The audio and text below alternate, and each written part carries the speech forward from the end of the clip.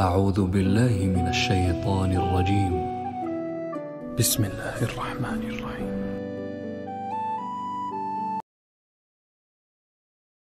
کہ حضرت موسیٰ علیہ السلام کا آپ کو معلوم ہے کہ کوہ طور پر اللہ تعالیٰ سے ہم کلامی کا شرف حاصل کرتے تھے. گفتگو ہو رہی ہے لیکن اللہ نظر نہیں آ رہا. اب اس کو اپنے اوپر طاری کیجئے کہ صاف سامنے آتے بھی نہیں، صاف چھپتے بھی نہیں. یہ جو صورتحال تھی کہ اگر کسی کی آپ آواز سن رہے ہیں، کلام سن رہے ہیں، سامنے نہیں آ رہا، تو آپ کے دل میں خواہش پیدا ہوگی کہ ذرا سا یہ پردہ بھی اٹھا دیا جائے، مجھے دیدار بھی حاصل ہو جائے. لہذا سورہ اعراف میں ہے جب کئی بار یہ شرف ہم کلامی حاصل ہوا اللہ سے، تو حضرت موسیٰ علیہ السلام نے بڑی ہمت سے کام لیا، بڑی جرت کی، درخواست کر دی، رب ارنی انظر الیک. یہ جو پردہ بیچ میں حائل کیا ہوا ہے پروردگار، تو میرا شوق دیکھ، میرا اشتیاق دیکھ، تو مجھے ذرا دیدار بھی عطا ہو جائے. اس پر کیا بات کہی گئی؟ لن ترانی، موسیٰ تم مجھے ہرگز نہیں دیکھ سکتے، تم اس جسد ظاہری کے ساتھ، اس جسد مادی کے ساتھ، ان عنصری آنکھوں سے میرا دیدار نہیں کر سکتے. ولیکن انظر الی الجبل، دیکھو ہم تمہیں ایک مثال دیے دیتے ہیں، ذرا اس پہاڑ کی طرف دیکھو، ہم اپنی ایک تجلی اس پر ڈالیں گے. فَإِنِ اسْتَقَرَّ مَكَانَهُ فَسَوْفَ تَرَانِي، اگر وہ پہاڑ ہماری تجلی کو جھیل جائے، تحمل کر لے، تو تم بھی سوچنا کہ شاید ہمیں دیکھ سکو. اس کے بعد ہوا کیا؟ فَلَمَّا تَجَلَّى رَبُّهُ لِلْجَبَلِ جَعَلَهُ دَكًّا وَخَرَّ مُوسَىٰ صَعِقًا. جب اللہ تعالیٰ نے پہاڑ پر اپنی ایک تجلی ڈالی تو وہ پہاڑ جو ہے پھٹ گیا. اور موسیٰ، اب دیکھیے براہ راست تجلی موسیٰ پر نہیں ہے، یہ انڈائریکٹ مشاہدہ ہے تجلی ربانی کا کہ جو پہاڑ پر ہوئی ہے، اور پہاڑ کی جو کیفیت ہوئی ہے اس کے مشاہدے سے حضرت موسیٰ بے ہوش ہو کر گر گئے. وَصَعِقَ مُوسَىٰ خَرَّ مُوسَىٰ صَعِقًا. یہ ہے وہ مثال جو یہاں دی ہے قرآن کے لیے. لَوْ أَنزَلْنَا هَذَا الْقُرْآنَ عَلَىٰ جَبَلٍ لَرَأَيْتَهُ خَاشِعًا مُتَصَدِّعًا مِّنْ خَشْيَةِ اللَّهِ. نتیجہ کیا نکلا؟ انفر کیجئے، استدلال، استنتاج. نتیجہ یہ نکلا کہ جو تاثیر تجلی ذات ربانی کی ہے وہی تاثیر کلام ربانی کی ہے. صرف یہ ہے کہ ہمیں اس کا شعور نہیں، ہمیں اس کا ادراک نہیں. یہ بالکل ذات کی تجلی کی جو تاثیر تھی وہی قرآن خود بیان کر رہا ہے کہ اس کلام ربانی کی بھی. اس کو بھی علامہ اقبال نے خوب کہا ہے، فاش گویم آنچ در دل مزمرست، صاف کہہ دیتا ہوں جو کچھ میرے دل میں ہے. این کتابیں نیست چیزیں دیگرست. اسے کتاب نہ سمجھ بیٹھنا قرآن کو، یہ کتاب نہیں ہے، کچھ اور ہے. کچھ اور کیا ہے؟ مثل حق پنہاؤ ہم پیداستو، زندہ پائندہ گویاستو. یہ تو جیسے اللہ تعالیٰ کی ذات ہے، مثل حق، ذات حق سبحانہ و تعالیٰ کی طرح یہ زندہ ہے، پائندہ ہے. مثل حق، پائندہ گویاستو، یہ جو ہے زندہ ہے، یہ متکلم ہے، کلام نہیں ہے. کل صفات ربانیہ جو ہیں ظاہر اور باطن، مثل حق پنہاؤ، ظاہر و پنہا، اور حی و قیوم جیسے اللہ کی ذات ہے، وہی صفات اس کلام کی ہیں. اور اس کے بعد وہ شعر آیا تھا جو میں پہلے سنا چکا ہوں، چوں بجاں در رفت جاں دیگر شود. جب یہ قرآن کسی انسان کے اندر سرایت کر جاتا ہے، اس کے دل پر نازل ہوتا ہے. دیکھیے یہ الفاظ آپ کو کہیں اور نہیں ملیں گے. میرے نزدیک جہاں علامہ اقبال اس دور میں قرآن کی عظمت کا سب سے بڑا ثبوت ہے، وہاں عظمت قرآنی کے سب سے زیادہ واقف اور اس کا سب سے زیادہ شعور رکھنے والے بھی علامہ اقبال. یہ الفاظ آپ کو کہیں نہیں مل سکیں گے کہ مثل حق پنہاؤ ہم پیداستو، زندہ پائندہ گویاستو، چوں بجاں در رفت جہاں دیگر شود، جہاں چو دیگر شد جہاں دیگر شود. جب یہ انسانوں کے اندر سرایت کر جاتا ہے، ان کے اندر ایک انقلاب آ جاتا ہے، اور یہ اندر کا انقلاب ہے جو ایک عالمی انقلاب کا پیش خیمہ بنتا ہے. آپ آرڈیننس کے ذریعے سے نمازیں پڑھوائیں گے تو پھر نماز وہی پڑھی جائے گی جو آفس ٹائم میں آئے گی، باقی اور کیوں پڑھیں گے؟ وہ تو آرڈیننس کے ذریعے سے پڑھائی جا رہی ہے نا. اس کا حشر تو وہ ہوگا جو ہمارے ہاں دیکھا جا چکا ہے.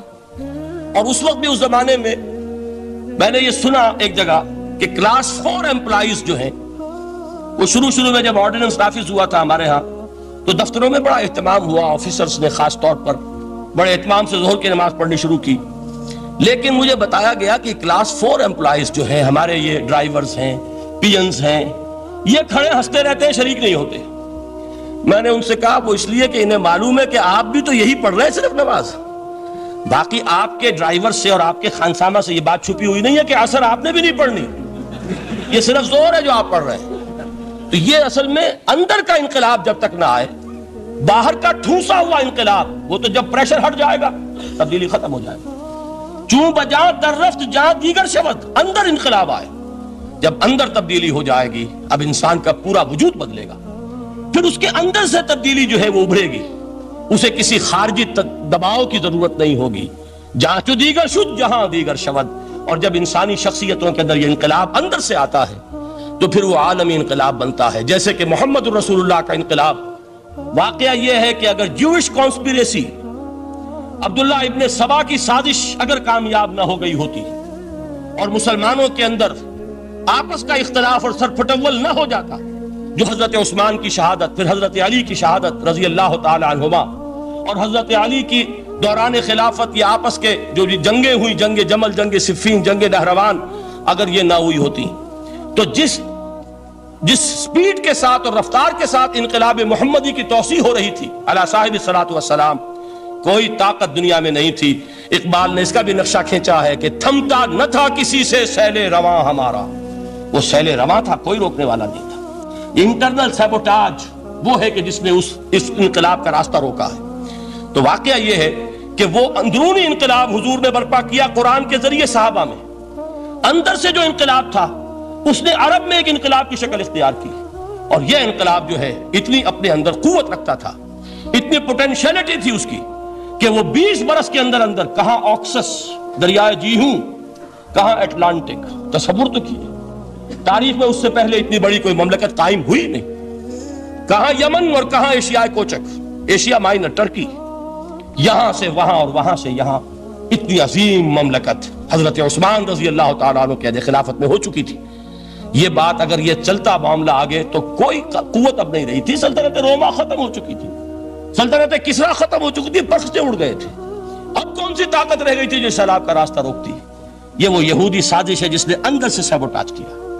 بہرحال یہ ہے انقلاب محمدی کا طریقہ، اندر سے تبدیلی۔ اسی کو علامہ اقبال نے کہا ہے، تیرے ضمیر پہ جب تک نہ ہو نزول کتاب، گرہ کشا ہے نہ راضی نہ صاحب کشاف۔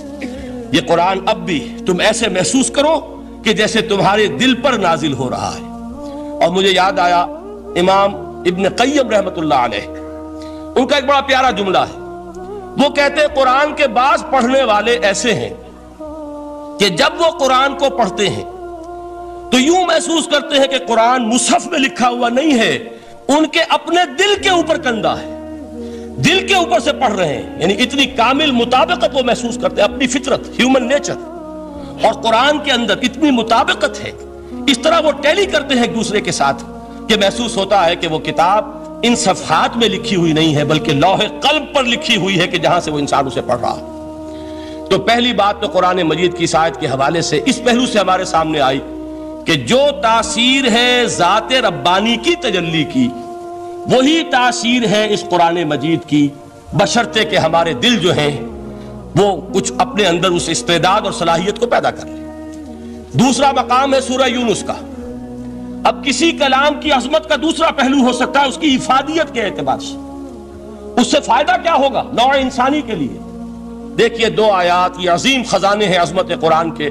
سورہ یونس میں یا ایھا الناس، اے لوگو، قد جاءتکم موعظۃ من ربکم وشفاء لما فی الصدور وہدی ورحمۃ للمؤمنین۔ 4 الفاظ نوٹ کر لیجئے۔ اے لوگو، آ گئی ہے تمہارے پاس وہ چیز تمہارے رب کی طرف سے جو موعظہ ہے۔ موعظہ کسے کہتے ہیں؟ نصیحت۔ اس بات کو ذرا سمجھ لیجئے ترتیب کیا ہے۔ نصیحت اسے کہتے ہیں، جی رہا نہیں جا رہا، میں نے اس کی ترتیب بدلی ہوئی ہے۔ مجھے یاد دلایا ایک صاحب نے کہ سورہ رحمان کی ابتدائی آیات کا بیان تو رہ گیا، وہ رہا نہیں، میں نے پڑھا کسی اور ترتیب سے تھا، بیان کسی اور ترتیب سے کر رہا ہوں۔ پڑھنے میں 4، 2 اور 1، اور اب جو میں بیان کر رہا ہوں پہلے 1 آیت سورہ حشر کی جو بیان کی، اب 2 آیات ہیں سورہ یونس کی۔ لوگوں، تمہارے پاس آ گئی ہے تمہارے رب کی طرف سے موعظت اور تمہارے سینوں کے اندر جو روگ ہیں ان کے لیے علاج. توجہ کیجئے گا، ہم نے قرآن کو کیا سمجھا ہے؟ صرف ایک مقدس کتاب، ایک حصول ثواب یا ایصال ثواب کا آلہ. قرآن ہے کیا؟ نمبر ایک موعظہ. موعظہ کسے کہتے ہیں؟ وعظ اسے کہتے ہیں وہ بات جس سے دل نرم ہو جائے، دل کے اندر گداز پیدا کرنے والی شے. وجہ کیا ہے؟ اعلیٰ سے اعلیٰ حکیمانہ بات کسی سے کہی جائے، دل سخت ہے، اثر نہیں ہوگا. ایک کرسٹ آ جاتا ہے انسان کے دل کے اوپر، جیسے کہ یہود کے علماء کے بارے میں فرمایا گیا ثم قست قلوبکم فہی کالحجارۃ او اشد قسوۃ وان من الحجارۃ لما يتفجر منه الانہار وان منها لما يهبط من خشیۃ اللہ وان منها لما يشقق فيخرج منه الماء. اے لوگوں، پھر تمہارے دل سخت ہوتے چلے گئے، پھر وہ پتھروں کے مانند سخت ہو گئے، بلکہ ان سے بھی زیادہ سخت، اس لیے کہ پتھروں میں تو وہ بھی ہوتے ہیں کہ جو اللہ کے خوف سے گر جاتے ہیں، پتھروں میں وہ بھی ہوتے ہیں کہ جو اللہ کی خشیت سے پھٹ جاتے ہیں، ان میں سے پانی بہ نکلتا ہے. پتھر تو اس طرح کے ہیں، لیکن انسان کا دل جب سخت ہو جائے، جب پتھر بن جائے، تو کوئی شے دنیا کی اس کی سختی کا مقابلہ نہیں کر سکتی. پہلے اس سختی کو نرم کریں گے، جیسے زمین ہے چٹیل زمین، اس زمین کے اندر ہل چلے گا تو بارش جو ہے فائدہ دے گی. اس کو آپ زمین کو نرم کرتے ہیں تاکہ وہ بارش کو جذب کرے، ورنہ چٹیل زمین ہے سخت، وہ پانی بہ جائے گا اور وہ زمین کے اندر جذب نہیں ہوگا. تو پہلا لفظ استعمال کیا موعظہ. یہ قرآن واعظ ہے، نصیحت ہے، دلوں کو نرم کرتا ہے. دلوں پر جو کرسٹ آ گیا ہے سخت، اسے توڑتا ہے، اس میں ہل چلاتا ہے. پھر کیا کرتا ہے؟ پھر جب یہ جذب ہوتا ہے، شفاء لما فی الصدور، جو سینے کے روگ ہیں ان کے لیے شفا ہے. اب آپ غور کیجئے گا، علامہ اقبال نے انہی دو اعتبارات سے مسلمانوں کا مرثیہ کہا ہے کہ مسلمانوں نے اس قرآن کو نہ موعظہ کے لیے استعمال کیا اور نہ تزکیہ نفس کے لیے استعمال کیا، بلکہ اس کو تو صرف بنا لیا ہے وہ جان آسانی سے نکالنے کا نسخہ یا ایصال ثواب کا آلہ. چنانچہ کہتے ہیں واعظ کے لیے واعظ دستاں زنو افسانہ بند. واعظ جو ہے ہمارے داستانے کہتے ہیں، افسانے کہتے ہیں، قصے کہتے ہیں، لطیفے کہتے ہیں. معنی او پست و حرف او بلند، اس کے بیان میں معنی تو ہوتے ہیں بہت ہی گھٹیا، نیچے کے پست. الفاظ کا شکو ہوتا ہے، الفاظ بہت اونچے ہوتے ہیں. از خطیم و دیلمی گفتارے او با ضعیف و شاذ و مرسل کارے او. سارا باز و نصیحت جو ہو رہا ہے وہ ضعیف حدیثوں کے ذریعے سے، ضعیف روایات بخاری کی ہو، مسلم کی ہو، ترمذی کی ہو، ابن ماجہ کی ہو. کہاں خطیب بغدادی اور دیلمی، وہ کتابیں کہ جن کی کوئی سند نہیں ہے، وہاں کی روایات کے ذریعے سے لوگوں کو تذکیر کرنے کی کوشش کر رہے ہیں. با ضعیف و شاذ و مرسل کارے ہو، ضعیف روایات، شاذ روایات، مرسل روایات جن کا سلسلہ روایت محمد الرسول اللہ تک متصل نہیں ہے، اس کے ذریعے سے کر رہے ہیں. حالانکہ موعظہ، سب سے بڑا موعظہ یہ قرآن تھا.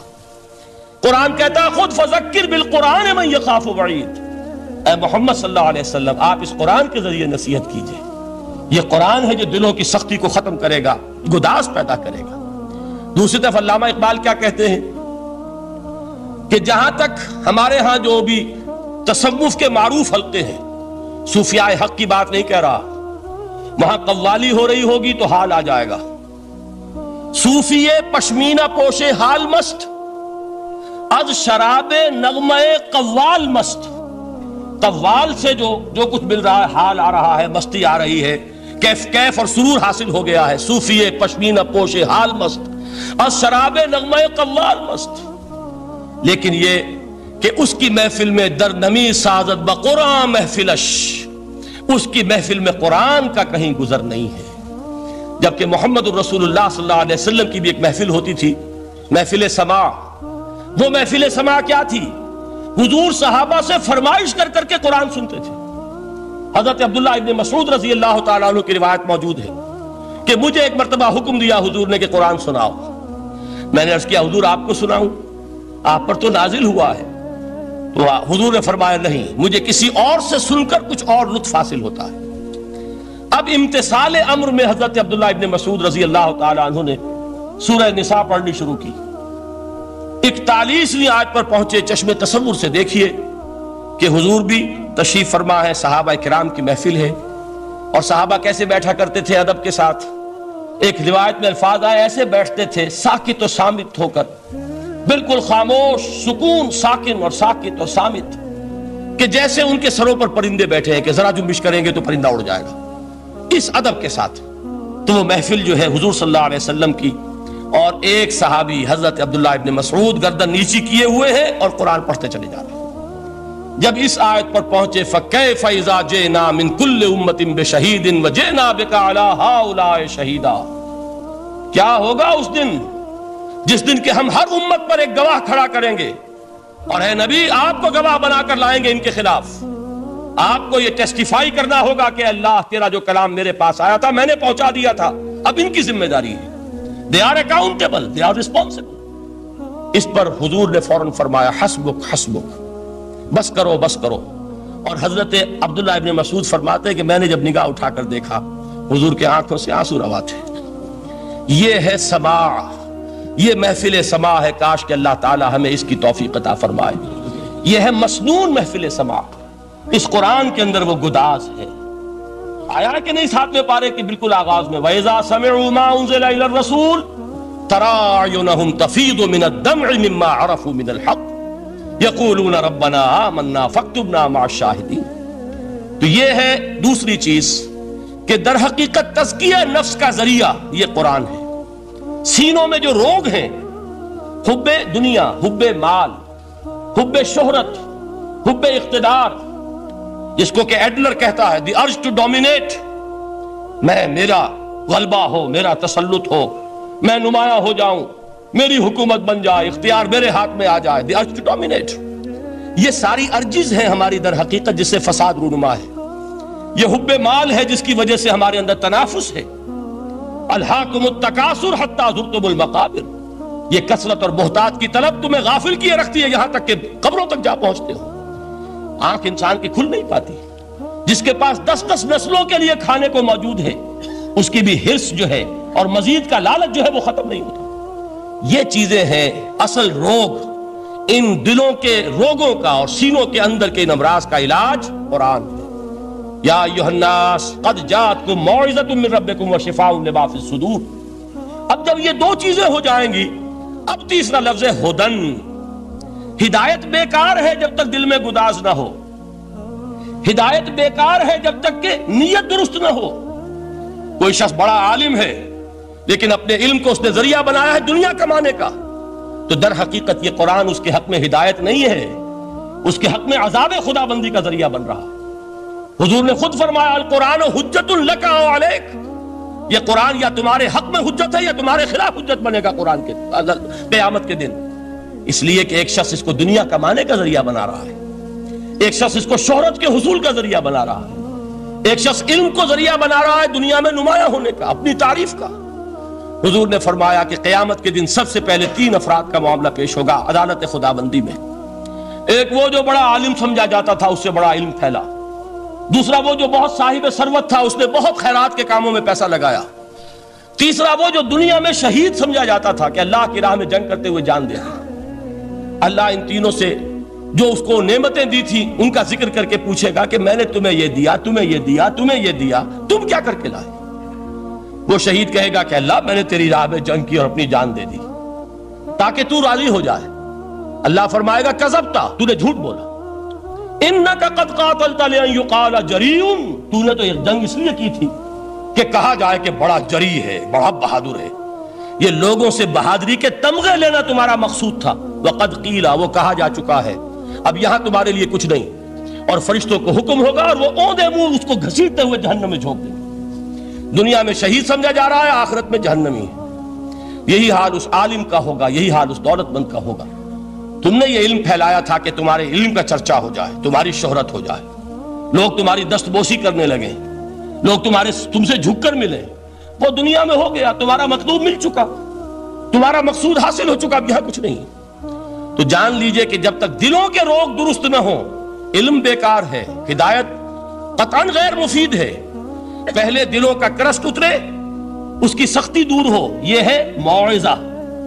دلوں کے اندر سے حب جاہ، حب دنیا، حب مال نکلے، یہ ہے تزکیہ۔ شفاء لما فی الصدور، اب ہدایت خدا بندی، اب راستہ آپ دیکھیں گے اور اس راستے پر چلیں گے. یہ ہدایت جو ہے دنیا میں یہی آخرت میں رحمت کی شکل میں ظاہر ہوگی. جنہوں نے اس قرآن کی ہدایت سے فائدہ اس دنیا میں اٹھایا، آخرت میں رحمت خدابندی کی بدلیاں ان پر سایہ کریں گی. ایک حدیث میں تو باقاعدہ الفاظ آئے ہیں کہ سورہ بقرہ اور سورہ آل عمران یہ دو بدلیوں کی صورت میں ظاہر ہوں گی میدان حشر میں، اور ان لوگوں پر سایہ کریں گی کہ جن کو ان سے بڑی محبت تھی. یہ چار الفاظ نوٹ کر لیجئے اسی ترتیب کے ساتھ. یا ایھا الناس قد جاءتکم موعظۃ من ربکم وشفاء لما فی الصدور وہدی ورحمۃ للمؤمنین قل بفضل اللہ وبرحمتہ. اے نبی کہہ دیجئے یہ اللہ کا بڑا فضل ہے، لوگوں سمجھو. اس کی بڑی رحمت کا ظہور ہوا ہے اس قرآن کی شکل میں. اس کی رحمت کا مظہر عتم قرآن ہے، اس کے فضل کا سب سے بڑا ثبوت قرآن ہے. فبذالک فلیفرحوا، اس پر انہیں خوشیاں منانی چاہیے. اترانا ہے تو اس پر اترائیں کہ اتنی بڑی دولت ہمارے پاس ہے، اتنا بڑا احسان ہے جو اللہ نے ہم پر کیا ہے. فبذالک فلیفرحوا هو خیر مما یجمعون. جو چیزیں یہ جمع کرنے کی فکر کر رہے ہیں ان سے کہیں زیادہ قیمتی یہ قرآن ہے. کاش کہ یہ دو آیات ہی ہمارے قلب کے اوپر یہ کندہ ہو جائے. پہلی بات میں نے عرض کی تھی، اس کا شعور ہر ایک کے لیے ممکن نہیں، اس کا باطن بیدار ہو چکا ہو. لو انزلنا هذا القرآن على جبل لرأيته خاشعا متصدعا من خشیۃ اللہ. جن کی ارواح بیدار ہو چکی ہوں وہ قرآن کی اس تاثیر کو محسوس کریں گے. لیکن یہ دوسری چیز ہے کہ جو ہمارے لیے پریگمیٹک پہلو سے، عملی اعتبار سے، افادے کے اعتبار سے یہ چار الفاظ اور رحمت اور فضل خدابندی کا سب سے بڑا مظہر، اور خوشیاں مناؤ کہ اللہ کی یہ نعمت تمہارے پاس موجود ہے. اب وہ تیسرا مقام ہے سورہ رحمان کا، بڑی چھوٹی چھوٹی آیات. آپ نے سنا ہوگا حضور نے سورہ رحمان کے بارے میں فرمایا ہے سورۃ الرحمان عروس القرآن. یہ سورہ رحمان جو ہے یہ قرآن کی دلہن ہے. جیسے دلہن کو آپ خوشنما لباس پہناتے ہیں، آراستہ پیراستہ اس کو گہنے اور اس کو زیور پہناتے ہیں، تو جس طریقے سے سجاتے ہیں آپ دلہن کو، اللہ تعالیٰ نے ایک سورت قرآن مجید میں یہ ایسی رکھی ہے سورہ رحمان کہ اسے خوب سجایا ہے. اس میں الفاظ کا در و بست، اس کا اپنا ایک ڈیوائن میوزک ہے. وہ تو اللہ تعالیٰ قراء جو ہے، خاص طور پر مصر کے قراء، اللہ تعالیٰ ان پر رحمت نازل فرمائے، ان کی خطاؤں سے درگزر کرے. جس طرح قرآن کے انٹرنسک میوزک کو انہوں نے واضح کیا ہے. واقعہ یہ ہے کہ اگر یہ لوگ نہ ہوتے، شیخ عبد الباسط محمد عبد الصمد، شیخ محمود خلیل الحصری، یہ لوگ کہ جنہوں نے قرآن کے اس غنا، میوزک، یہ لفظ جو ہے آپ حیران نہ ہو کہ میں یہ کوئی شاید توہین کر رہا ہوں قرآن کی، حضور نے یہ لفظ استعمال کیا ہے. تغنو، اس قرآن کو اچھی سے اچھی خوشلہانی کے ساتھ پڑھو. من لم یتغن بالقرآن فلیس منا. جو قرآن کو بہتر سے بہتر انداز میں، اچھی سے اچھی آواز میں، خوشلہانی کے ساتھ پڑھنے کی کوشش نہیں کرتا وہ ہم میں سے نہیں ہے. بلکہ ایک مرتبہ حضور رات کے وقت آپ گشت پر تھے اپنے ساتھیوں کے حالات معلوم کرنے کے لیے. حضرت ابو موسیٰ اشعری رضی اللہ تعالیٰ عنہ ایک صحابی ہیں، ان کے گھر کے پاس سے گزر ہوا. وہ رات کو تہجد پڑھ رہے تھے، کھڑے ہوئے کیف کے عالم میں قرآن تلاوت کر رہے ہیں. حضور کو بہت پسند آئی ان کی قرات، کافی دیر تک وہاں کھڑے سنتے رہے. اب انہیں کیا پتا کون سن رہا ہے. بالکل اسی طرح سمجھ لیجئے ایک بات یاد آئی ہے. حضور فرماتے ہیں کہ جس طرح کان لگا کر اللہ قرآن کو سنتا ہے کسی چیز کو نہیں سنتا. ہمیں نظر نہیں آتا نا، ہمیں معلوم نہیں. ہم قرآن پڑھ رہے ہیں تو سننے والا کون ہے؟ سب سے زیادہ کان لگا کر خود اللہ. یہاں اس لیے مجھے یاد آیا کہ ابو موسیٰ اشعری کو کیا پتا تھا کہ کون سن رہا ہے. وہ اپنی کیفیت میں نماز میں تہجد میں قرآن کی تلاوت کر رہے تھے. اور ظاہر بات ہے ان کے گھر ایکڑوں میں بنے ہوئے نہیں تھے، ایک ایک کمرہ، ایک ایک کوئی حجرہ، ایسے ہی تو گھر تھے نا صحابہ کے. لہذا حضور پاس سے گزرے، آواز آئی، کافی دیر سنتے رہے. اس کے بعد آپ تشریف لے گئے. صبح فجر میں ملاقات ہوئی تو حضور نے تحسین کے انداز میں فرمایا، یا ابا موسیٰ انک قد اوتیت مزمارا من مزامیر آل داؤد. اے ابو موسیٰ، تمہیں تو آل داؤد کے سازوں میں سے ایک ساز اللہ نے عطا فرما دیا ہے. جس طرح حضرت داؤد، لہن داؤدی مشہور ہے کہ جب وہ پچھلے پہر رات کو حمد کے ترانے الاپتے تھے، قرآن میں ہے کہ پرندے شامل ہو جاتے تھے ساتھ، اور پہاڑ وجد میں آتے تھے، پہاڑ بھی ان کے ساتھ شریک ہوتے تھے. تو جس طرح کا اللہ نے ان کو لہن عطا فرمایا تھا، حضور نے تحسین کے انداز میں فرمایا ہے ابو موسیٰ اشعری، اللہ نے تمہیں بھی آل داؤد کے سازوں میں سے ایک ساز عطا فرمایا۔ بہرحال قرآن مجید کا جو یہ میوزک ہے، قرآن کے الفاظ کا جو حسن ہے، جہاں تک حسن معنوی ہے وہ تو ہر لفظ میں ہے، لیکن یہ حسن ظاہری، حسن صوتی، حسن لفظی، یہ اپنے کلائمیکس پر آپ کو نظر آئے گا سورہ رحمان میں۔ لیکن قرآن میں یہ سورت اس اعتبار سے بھی ممتاز ہے، اس کی 4 آیات پر ذرا توجہ کریں گے، عجیب حقائق سامنے آئیں گے۔ جہاں یہ قرآن مجید کے حسن صوت اور حسن لفظی کی معراج ہے، وہیں اس کی پہلی 4 آیات میں 4 چوٹی کی چیزوں کا ذکر ہے، سب سے اونچی چیزیں۔ پہلی آیت کیا ہے؟ الرحمن، ایک آیت ہو گئی۔ رحمان کیا ہے؟ اللہ کا نام ہے۔ کبھی آپ نے غور کیا اللہ کے ناموں میں سب سے پیارا نام کون سا ہوگا؟ رحمان۔ کیوں؟ اس کا مادہ کیا ہے؟ رحمت۔ ہمیں سب سے بڑھ کر جس چیز کی ضرورت ہے وہ کیا ہے؟ رحمت خدا بندی۔ نام اچھی طرح سن لیجئے اس حضور کے قول کو۔ حضور فرماتے ہیں کوئی شخص جنت میں مجرد اپنے عمل کی بنیاد پر داخل نہیں ہو سکے گا جب تک کہ رحمت خدا بندی دستگیری نہ کرے۔ کسی صحابی نے بڑی ہمت اور جرات کا ثبوت دیا کہ پوچھ لیا کیا حضور آپ بھی؟ جب آپ نے فرمایا کوئی شخص داخل نہیں ہو سکتا جنت میں محض اپنے عمل کی بنیاد پر جب تک کہ رحمت خدا بندی جو ہے وہ دستگیری نہ فرمائے۔ پوچھا گیا کیا آپ بھی؟ آپ نے فرمایا ہاں میں بھی۔ آپ اندازہ کیجئے کہ اگر محمد الرسول اللہ بھی رحمت خداوندی کے ضرورت مند ہوں تو تاب دیگراں چہ رسد، ہماری تو سب سے بڑی ضرورت رحمت خداوندی ہے۔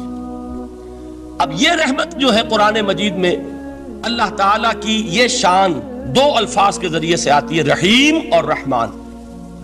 اور کوئی مادہ نہیں ہے جس سے 2 نام بنتے ہوں اللہ کے، لیکن یہ مادہ ہے واحد رحمت کا کہ جس سے رحمان بھی ہے رحیم بھی ہے۔ رحیم صفت مشبہ ہے، رحمت دائم ہو جائے گی، مستقل ہوگی تو رحیم کہیں گے۔ اور رحمان، اس میں رحمت کی ہے وہ شان ہے کہ جیسے ٹھاٹھے مارتا ہوا سمندر ہو، ہیجان کی کیفیت، طوفانی کیفیت، رحمت خداوندی کا طوفانی جوش، وہ ہے رحمان۔ آپ تو رہتے اس علاقے میں ہیں، آپ کو معلوم ہے عرب اگر بھوکا مرا جا رہا ہو تو کیا کہے گا؟ انا جوعان۔ پیاسا مرا جا رہا ہو انا عطشان۔ بہت غضبناک ہوگا غضبان، غضبان آصفہ قرآن میں آیا ہے، بہت غضبناک۔ رحمان جس کی رحمت جو ہے جوش میں ہے، ٹھاٹھے مارتے ہوئے سمندر کے مانند۔ تو یہ اللہ تعالیٰ کے ناموں میں سب سے پیارا نام۔ اب آگے چلیے، الرحمن علم القرآن، رحمان نے قرآن سکھایا۔ رحمت خداوندی کا سب سے بڑا مظہر، رحمان کی رحمانیت کا سب سے بڑا مظہر قرآن ہے۔ ان میں جو منطقی ربط ہے اس کو سمجھتے جائیے۔ اچھا آپ یہ سوچئے، جو علم بھی انسان کو حاصل ہوا وہ کس نے دیا؟ اللہ نے۔ سائنس کا علم کس نے دیا؟ اللہ نے۔ علم آدم الاسماء کلہا، وہ علم الاسماء جو حضرت آدم کو دے دیا گیا تھا ازل میں، یہ اسی کا ظہور ہے، یہ اسی کی ایکسفولیشن ہے جو ہو رہی ہے اور ہوتی رہے گی ابھی۔ اور دوسرے علم ہے وہ کس نے دی؟ اللہ نے دی۔ لا یحیطون بشیء من علمہ الا بما شاء، مخلوق میں سے کوئی اللہ کے علم میں سے کسی شے کا احاطہ نہیں کر سکتا مگر وہ جتنا اللہ دینا چاہے۔ لیکن یہ کہ تمام علوم میں چوٹی کا علم قرآن۔ نوٹ کرتے جائیے، اب چوٹی کی چیزیں جمع کیجئے۔ اللہ کے ناموں میں چوٹی کا نام رحمان، اللہ نے جو کچھ انسان کو سکھایا اس میں چوٹی کا علم قرآن۔ خلق الانسان، انسان کو پیدا فرمایا۔ سوال یہ کہ حیوانات کو کس نے پیدا فرمایا؟ آسمان کس نے پیدا کیے؟ زمین کس نے پیدا کی؟ فرشتے کس نے پیدا کیے؟ کیا مطلب خلق الانسان؟ اس کی تمام مخلوقات میں اس کا کلائمیکس، اس کی تخلیق کی معراج، اس کے تخلیق کا نقطہ عروج انسان ہے۔ یہ ہے کہ جو مسجود ملائک بنا ہے۔ وَلَقَدْ كَرَّمْنَا بَنِي آدَمَ وَحَمَلْنَاهُمْ فِي الْبَرِّ وَالْبَحْرِ وَرَزَقْنَاهُمْ مِنَ الطَّيِّبَاتِ وَفَضَّلْنَاهُمْ عَلَى كَثِيرٍ مِّمَّنْ خَلَقْنَا تَفْضِيلًا۔ تو تخلیق میں سب سے اونچی تخلیق انسان کی، علموں میں سب سے اونچا علم قرآن کا، اللہ کے ناموں میں سب سے اونچا نام رحمان۔ اب آئیے چوتھی چیز، علمہ البیان، انسان کو بیان کی صلاحیت عطا فرمائی۔ کیا اور کوئی صلاحیت عطا نہیں کی؟ بینائی کس نے دی؟ اللہ نے۔ اسی طریقے سے سماعت کس نے عطا فرمائی؟ اللہ نے۔ کتنی فیکلٹیز ہیں، کتنے ایکسٹرنل آرگنز ہیں سینس کے، کتنے انٹرنل سینسز ہیں جو اللہ نے دیے ہیں۔ لیکن یہاں بھی سمجھ لیجئے جتنی فیکلٹیز ہیں ہیومن فیکلٹیز، ان میں ٹاپ کی فیکلٹی جو ہے وہ اسپیچ ہے، کلام ہے، بیان ہے۔ جن لوگوں نے میڈیکل سائنس کا مطالعہ کیا ہے وہ جانتے ہیں کہ یہ برین ہے، ہیومن برین، اس برین میں جو وہ اوپر ایک زرد سا مادہ ہوتا ہے، گرے میٹر، اس کی ایک کوٹنگ ہوتی ہے، یہ ہائیسٹ ایوالوڈ فارم ہے، اور اس میں سب سے بڑا رقبہ جو ہے وہ اسپیچ سینٹر کہلاتا ہے۔ اسی لیے انسان کو حیوان ناطق کہتے ہیں۔ حیوان کے اور انسان کے مابین امتیاز قائم کیا گیا، نطق، گویائی، بولنا۔ اب یہ کیا چیز ہوئی؟ انسان کی صلاحیتوں میں سے سب سے اونچی صلاحیت، 4 آیتیں ہو گئی نا۔ اللہ کے ناموں میں سب سے چوٹی کا نام رحمان، اس نے جو علوم پیدا کیے ان میں چوٹی کا علم قرآن، اس نے جو مخلوقات پیدا فرمائی ان میں چوٹی کی مخلوق انسان، انسان کو جو صلاحیتیں اور استعدادات عطا فرمائی ان میں چوٹی کی استعداد بیان۔ جمع کیجئے نتیجہ کیا نکلے گا؟ وہ نتیجہ ایک حدیث نبوی کی شکل میں سامنے آتا ہے۔ پہلی حدیث میں نے یہی پڑھی تھی، اس کے راوی کون ہے؟ عثمان ابن عفان۔ میں حیران ہوتا ہوں وہ قافیہ یہاں بھی موجود ہے، رحمان، قرآن، بیان، انسان، عثمان، عفان، باپ کا نام بھی اسی وزن پر ہے، عثمان ابن عفان۔ عن عثمان ابن عفان رضی اللہ تعالی عنہ قال قال رسول اللہ صلی اللہ علیہ وسلم، حضرت عثمان شہید مظلوم ذو النورین رضی اللہ تعالی عنہ فرماتے ہیں کہ اللہ کے رسول صلی اللہ علیہ وسلم نے فرمایا، خیرکم من تعلم القرآن وعلمہ، تم میں سے بہترین لوگ وہ ہیں جو قرآن سیکھیں اور سکھائیں۔ قوت بیان جو تمہاری ٹاپ فیکلٹی ہے، اس کا استعمال کسی گھٹیا کام کے لیے نہیں ہونا چاہیے۔ دیکھیں اردو میں محاورہ ہے کہ توپ سے مکھی نہیں ماری جاتی، توپ بنائی گئی ہے کسی بڑی شے کے لیے، مکھی مارنے کے لیے توپ استعمال نہیں ہوتی۔ یہ قوت بیان جو ہے، جو ٹاپ موسٹ فیکلٹی ہے ہیومن، جو فیکلٹیز ہیں ان میں سے، اس کا استعمال بھی ٹاپ موسٹ ہونا چاہیے۔ قرآن کو بیان کرو، وہ جیسے کہ علامہ اقبال نے کہا ہے، بلکہ غالباً ان کے قبر پر آس پاس جو اشعار لکھے ہوئے ان میں سے ایک یہ بھی ہے، اگر یک قطرہ خونداری، اگر مشتے پرے داری، بیابامن تو آموزم طریق شاہ بازی را، اگر تمہارے اندر ایک قطرہ بھی خون کا ہے اور مٹھی بھر بھی پر اگر اللہ نے دیے ہیں تو میرے پاس آؤ کہ میں تمہیں شاہبازی کے طریقے سکھاؤں۔ اسی طرح جان لیجئے اگر اللہ نے قوت گویائی عطا فرمائی، اگر اللہ نے تمہیں حیوان ناطق بنایا، اگر اللہ تعالیٰ نے تمہیں یہ صلاحیت عطا فرمائی، اس صلاحیت کا مصرف دنیا کو نہ بناؤ، اس صلاحیت کا مصرف اللہ کے کلام کو پھیلانے پر اس کو صرف کرو۔ خیرکم من تعلم القرآن وعلمہ، خیر جب لفظ آتا ہے بغیر من کے، ورنہ تو آتا خیر من ہو تو یہ ہوگی کمپیریٹیو جو ایک ایڈجیکٹیو جو ہوتی ہے، لیکن یہ سپرلیٹیو ڈگری ہے جب بغیر من کے ہوگا۔ خیرکم، دی بیسٹ امنگسٹ یو، جو تم میں بہترین لوگ ہیں وہ کون ہیں؟ من تعلم القرآن وعلمہ، جو قرآن سیکھیں اور سکھائیں، قرآن پڑھیں اور اسے بیان کریں۔ آج جان لیجئے سب سے بڑی ضرورت اس بات کی ہے کہ آج کا قرآن پڑھیں۔ آپ حیران ہوں گے کہ یہ کیا کہا اس نے۔ دیکھیے قرآن اترا ہے 1400 برس پہلے، لیکن تا قیام قیامت نوع انسانی کو جتنے مسائل درپیش ہوں گے ان سب کا حل اس میں ہے، البتہ کھودنا پڑے گا، گہرائی میں اترنا ہوگا۔ ایک قرآن کی سطح ہے، اس سطح نہیں، اس کی گہرائیوں کے اندر غوطہ زنی کرو۔ قرآن میں ہو غوطہ زن اے مرد مسلمان، اور آج کا قرآن یعنی آج کی ہدایت جو اللہ نے اس میں رکھی ہوئی ہے، ڈگ اٹ آؤٹ، اس کو نکالو اس کے اندر سے۔ ابھی میں حدیث تو آپ کو سناؤں گا، اس میں یہ تصور آئے گا سامنے اور واضح ہو کر۔ آج کے انسان کی رہنمائی اس قرآن سے اخذ کر کے انسان تک پہنچاؤ، یہ ہے فریضہ محمد الرسول اللہ کی امت کا صلی اللہ علیہ وسلم۔ آپ نے وہ حدیث سنی تھی کہ بلغوا عنی ولو آیۃ۔ حضور نے خطبہ حجۃ الوداع میں پہلے تو گواہی لی مسلمانوں سے، 1.25 لاکھ کا مجمع جمع تھا، حجۃ الوداع آخری حج۔ آپ نے اپنے خطبے میں جس کے چند جملے میں سنا چکا ہوں آپ کو ایچ جی ویلز کے حوالے سے، اپنی تعلیمات کے اہم نکات کو بار بار دہرا دہرا کر بیان کیا، ہیمر کیا، اچھی طرح ذہنوں میں اتارا۔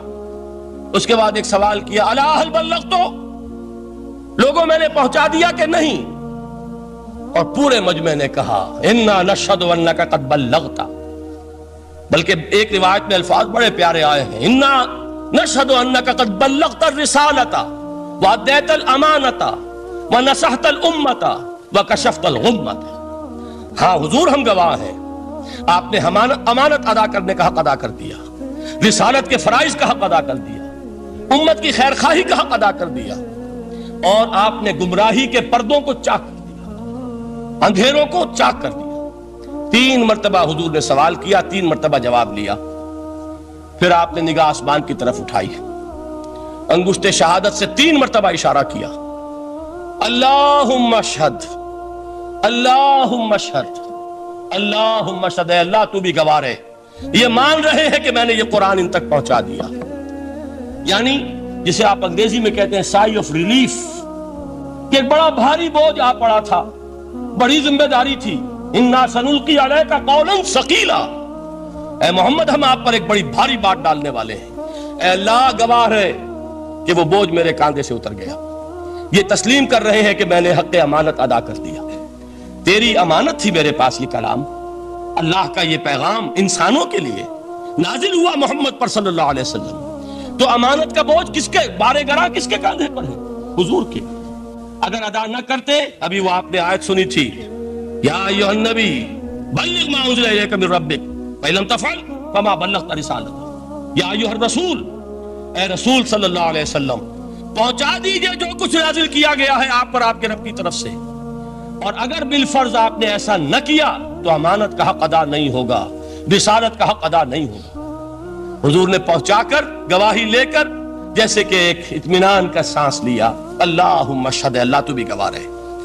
اس کے بعد آپ نے فرمایا تھا وہ چھوٹا سا جملہ جو آپ میں سے ہر شخص بآسانی یاد کر کے اٹھ سکتا ہے، فَلْيُبَلِّغِ الشَّاهِدُ الْغَائِبَ، اب پہنچائیں وہ جو یہاں ہیں ان کو جو یہاں نہیں ہیں، اس لیے کہ میری رسالت پوری نوع انسانی کے لیے، وقت فرصت ہے کہاں، کام ابھی باقی ہے، نور توحید کا اتمام ابھی باقی ہے، ابھی تو ہند تک یہ پیغام جانا ہے، چینیوں تک جانا ہے، ابھی یورپ میں اس پیغام کو پہنچنا ہے، دی اذانیں کبھی یورپ کے کلیساؤں میں، کبھی افریقہ کے تپتے ہوئے صحراؤں میں، یہ کون کرے گا؟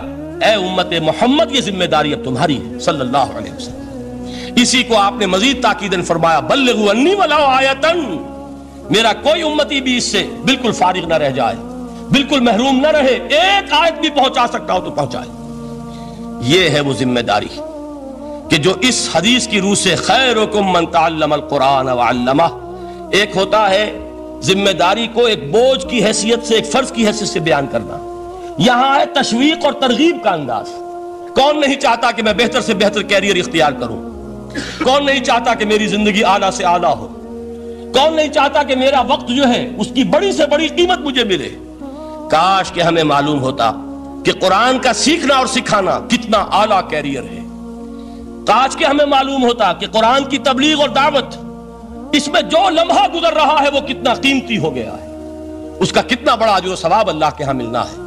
تو خیرکم من تعلم القرآن وعلمہ، تم میں سے بہترین لوگ وہ ہیں جو قرآن سیکھیں اور سکھائیں۔ دوسری حدیث حضرت عمر سے مروی ہے رضی اللہ تعالیٰ عنہ، یہ پہلی روایت متفق علیہ تھی، بخاری اور مسلم دونوں میں موجود ہے۔ دوسری روایت صحیح مسلم کی ہے، حضرت عمر فرماتے ہیں قال قال رسول اللہ صلی اللہ علیہ وسلم ان اللہ یرفع بہذا الکتاب اقواما ویضع بہ آخرین، اللہ اب اس کتاب کے ذریعے قوموں کو اٹھائے گا اور اسی کو ترک کرنے کے باعث رسوا کر دے گا۔ یہ ہے اب ابد الآباد تک کے لیے، خاص طور پر مسلمانوں کے لیے اللہ تعالیٰ کا یہ قانون، اس کتاب کو لے کر اٹھیں گے سربلند ہوں گے، اس کتاب کو پیٹھ دکھائیں گے ذلیل کر دیے جائیں۔ یہ گویا کہ اب امت مسلمہ کی قسمت جو ہے وہ تلے گی اس کتاب کی میزان میں، اسی میں طے ہوگا کہ ان کے لیے عروج ہو یا زوال ہو۔ اسی کو وہ جواب شکوہ میں علامہ اقبال نے سادہ ترین الفاظ میں کہا تھا، وہ زمانے میں معزز تھے مسلمان ہو کر اور تم خار ہوئے تاریک قرآن ہو کر۔ فارسی میں اسی کو مفہوم کو جو ادا کیا ہے جس خوبصورتی سے، اس کا تو جواب نہیں ہے کہ اے مسلمان خار از مہجوری قرآن شدی، تم جو ذلیل و خوار ہو گئے ہو دنیا میں۔ ایک سوال شاعر نے کبھی کیا تھا نا، بڑا پیارا سوال تھا، ہے آج کیوں ذلیل کہ کل تک نہ تھی پسند، گستاخی فرشتہ ہماری جناب۔ بڑا پیارا سوال ہے، جواب علامہ اقبال دے رہے ہیں، خار از مہجوری قرآن شدی، قرآن سے لا تعلق ہونے کی بنیاد پر تم ذلیل و رسوا ہوئے۔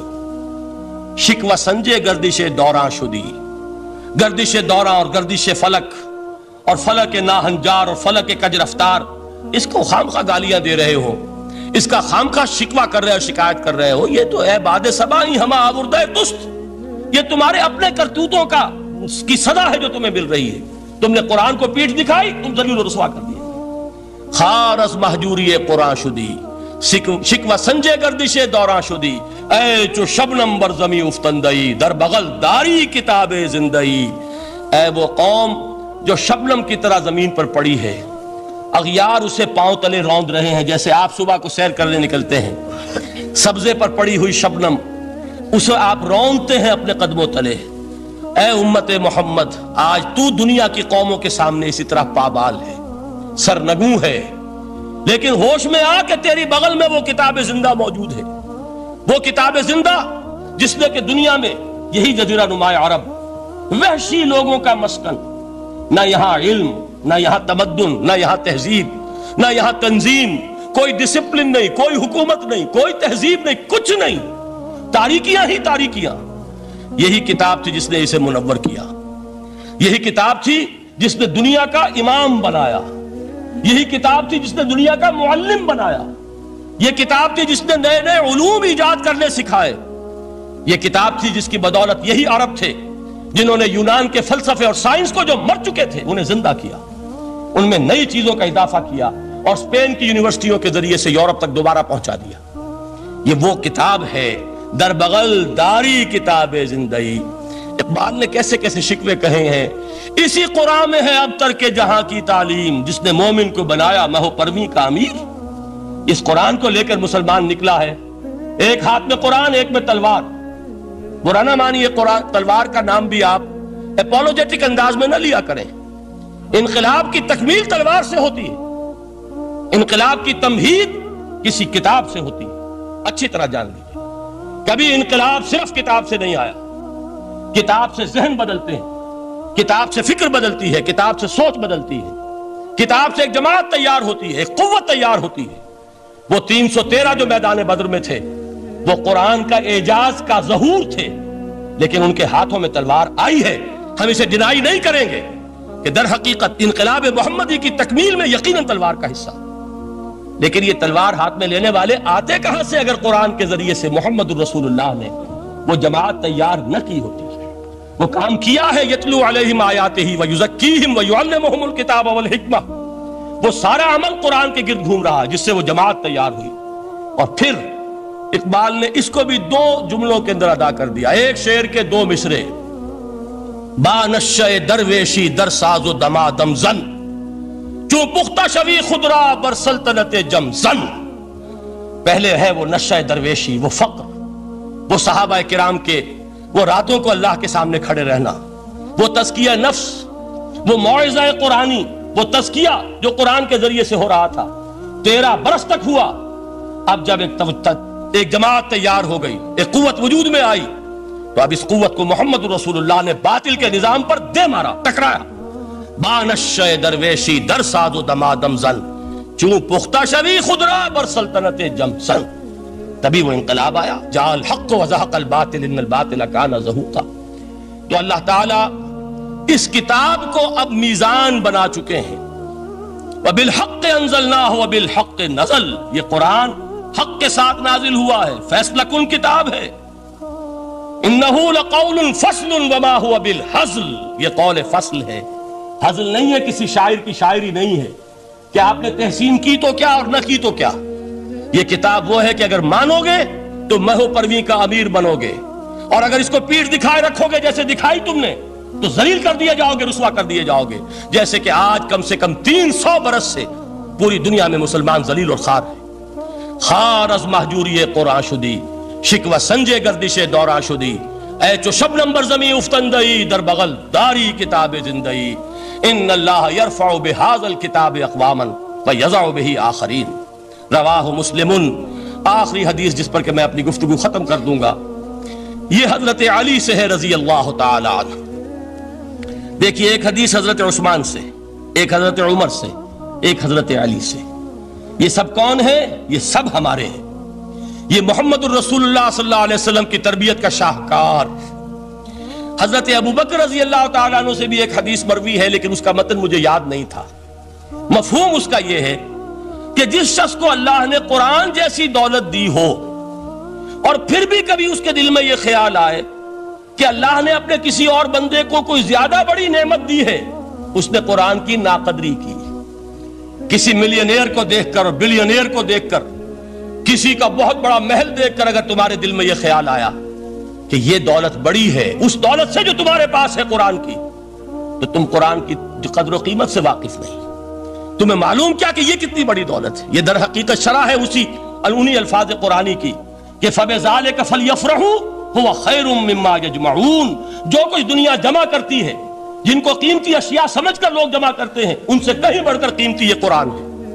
تو حضرت ابو بکر سے یہ مروی، حضرت عمر سے ان اللہ یرفع بہذا الکتاب اقواما ویضع بہ آخرین، حضرت عثمان سے خیرکم من تعلم القرآن وعلمہ. اب آئیے حضرت علی، سیدنا علی رضی اللہ تعالی عنہ. وہ حدیث طویل ترین ہے جو مدح قرآن میں محمد الرسول اللہ سے مروی ہے صلی اللہ علیہ وسلم. پوری حدیث مجھے یاد بھی نہیں ہے اور اس کا وقت بھی نہیں ہے، لیکن بڑی پیاری حدیث ہے اس اعتبار سے. آغاز کیسے ہوا؟ حضرت علی فرماتے ہیں قال رسول اللہ صلی اللہ علیہ وسلم انہا ستکون فتنۃ، ان قریب ایک بہت بڑا فتنہ رونما ہوگا. حضور نے خبر دی فتنے کی.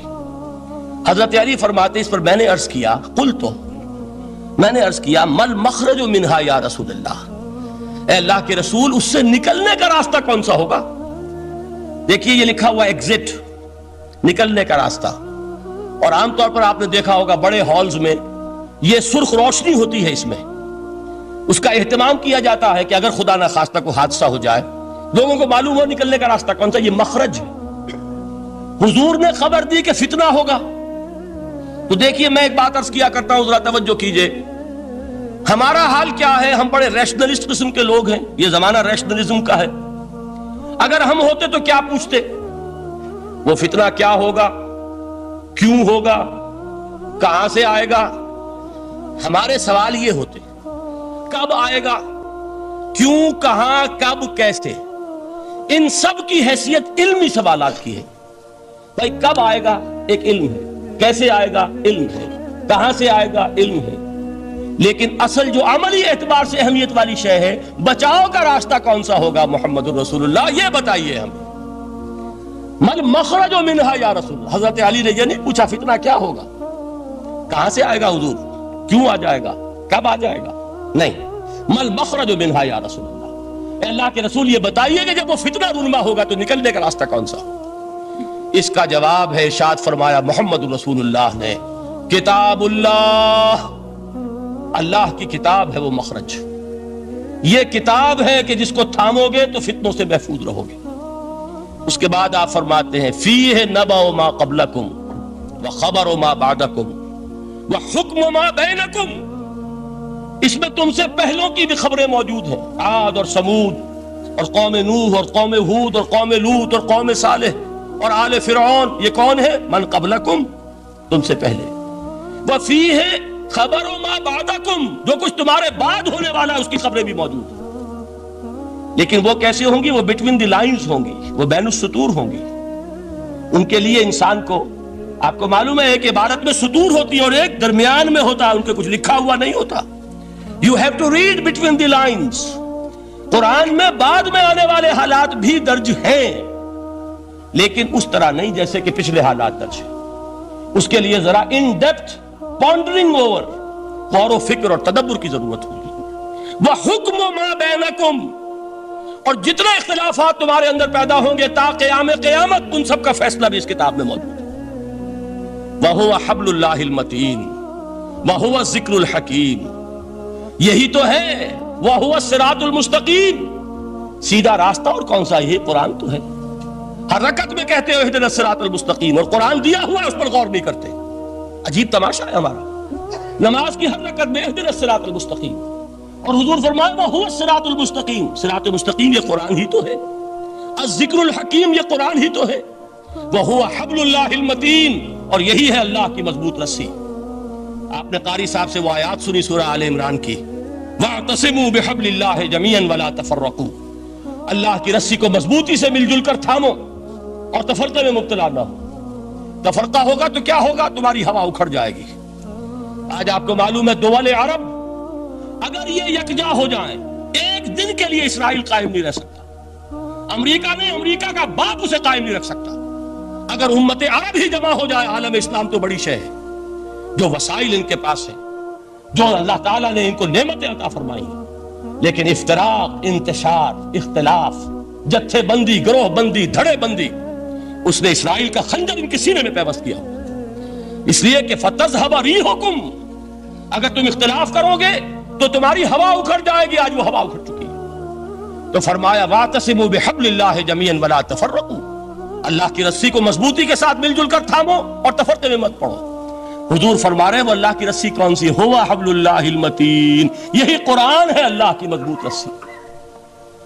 علامہ اقبال نے کیا خوب کہا ہے، علامہ اقبال نے قرآن اور حدیث کے حقائق کو جس طریقے سے اشعار کا جامع پہنایا ہے، وہ تو خود کہتے ہیں گوہر دریائے قرآن سفتام، میں نے قرآن مجید کے دریا سے موتی نکال کر اپنے اشعار کے اندر میں نے چن دیے ہیں، میرا کام اور کچھ نہیں ہے۔ موتی کوئی بھی غواص پیدا نہیں کرتا، دریا کی گہرائی سے نکال لاتا ہے۔ یہ میری حکمت نہیں ہے جو میرے اشعار میں ہے، یہ میں نے قرآن مجید کے دریا میں غوطہ زنی کر کے اس سے یہ موتی نکالے۔ گوہر دریائے قرآن سفتام۔ اب دیکھیے اسی حدیث کے اس ٹکڑے کو کیسے شعر میں لائے ہیں۔ از یک آئینی مسلمان زندہ است، پے کرے ملت ز قرآن زندہ ہست۔ مسلمان کی زندگی تو ایک آئین کے بدولت ہے، یہ آئین قرآن، جو کہا تھا کبھی قائد اعظم مرحوم نے جب پوچھا گیا تھا کہ آپ کے پاکستان کا دستور کیا ہوگا، کیا فرمایا تھا؟ یاد کیجئے کہ ہمیں کسی نئے دستور کی ضرورت نہیں، ہمارا دستور 1400 برس پہلے طے ہو چکا ہے۔ یہ ہماری بدقسمتی ہے جو کچھ کہا تھا قائد اعظم نے کہ God has given us a golden opportunity to prove our worth as architects of a new state and let it not be said that we didn't prove equal to the task۔ میں معذرت کے ساتھ عرض کروں گا حضرت کہ واقعہ یہ ہے کہ ہم اس کے ایکول ٹو دی ٹاسک ثابت نہیں ہوئے۔ قائد اعظم کا دیا ہوا پاکستان آج دنیا میں موجود نہیں ہے، اس کا ایک حصہ اپنے نام سے دستبردار ہو کر بنگلہ دیش بن چکا ہے، اس نے اپنی تاریخ کو خیر بات کہہ دیا ہے، حالانکہ مسلم لیگ کی جنم بھومی ڈھاکہ ہے۔ 1906 میں ڈھاکہ میں مسلم لیگ نے جنم لیا تھا، اور اگر وہ صرف ہم سے علیحدہ ہوتا یہ گہرا صدمہ ہوتا، لیکن یہ کہ اس نے جب نام بدلا ہے در حقیقت اس نے اپنے تاریخ سے، اپنے پس منظر سے استعفیٰ دیا۔ یہ ہمارا دوہرا ہمارے لیے صدمے کی بات ہے۔ کیا دو یمن موجود نہیں ہیں؟ ان میں سے کوئی ایک بھی اپنا نام چھوڑنے کو تیار ہوگا؟ کیا دو جرمنی دنیا میں موجود نہیں ہے؟ کوئی ایک بھی ان میں سے اپنا نام چھوڑے گا؟ کیا دو کوریا نہیں ہے؟ دو ویتنام نہیں ہے؟ تو کیا دو پاکستان نہیں ہو سکتے تھے؟ ہو سکتے تھے۔ میں یہ کہا کرتا ہوں کہ یہ گہرا صدمہ ہے علیحدگی، اور دوہرا صدمہ ہے، اور اس سے کہیں زیادہ بڑا کہ انہوں نے اپنا نام بدل دیا، اپنی آئیڈینٹی چینج کر دی، انہوں نے وہ نام اپنے ماتھے سے اتار کر خلیج بنگال کے اندر دبو دیا۔ یہ بہت بڑی سزا ہے جو ہمیں ملی ہے۔ کیوں ملی ہے؟ کہ ہم نے 25 برس تک اس جس کو کہا تھا کہ وہ ہمارا آئین ہے، اس کو آئین نہیں بنایا۔